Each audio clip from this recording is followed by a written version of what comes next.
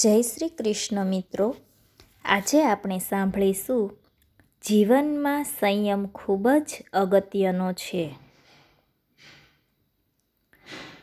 એક વેપારી પોતાના ગ્રાહકને મધ આપતો હતો.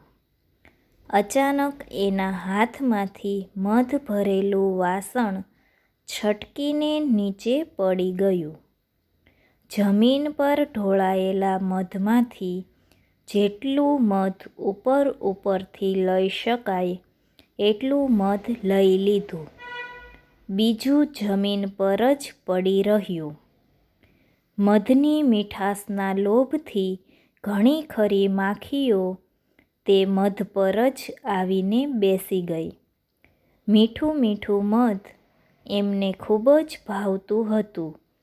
આથી એ મધ ચાટવા લાગી. મધ ચાટવામાં એવી તો મશગુલ બની ગઈ કે ધીમે ધીમે એની પાંખો મધમાં ચોંટી રહી હતી એનો ખ્યાલ પણ ન રહ્યો. મધથી પૂરેપૂરું પેટ ભરાઈ ગયું અને ઉડવાનો પ્રયાસ કર્યો પણ ઉડી જ ન શકી. પોતાની જાતને બચાવવા ખૂબ પ્રયાસો કર્યા પણ એ અસફળ રહી. વધુ મધ ખાવાની લાલચમાં એ પોતાનો જીવ ખોઈ બેઠી.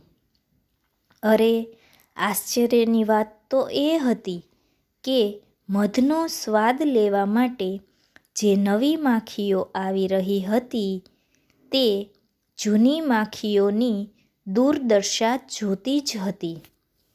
આમ છતાં પણ મધ ચાટવાની લાલચને ન રોકી શકવાના કારણે સામે ચાલીને મોતને આમંત્રણ આપતી હતી.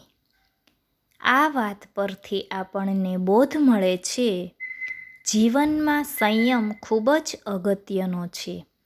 ક્યાં અટકવું એનું પ્રમાણભાન ન હોય તો જીવન બરબાદ થતાં બિલકુલ વાર ન લાગે.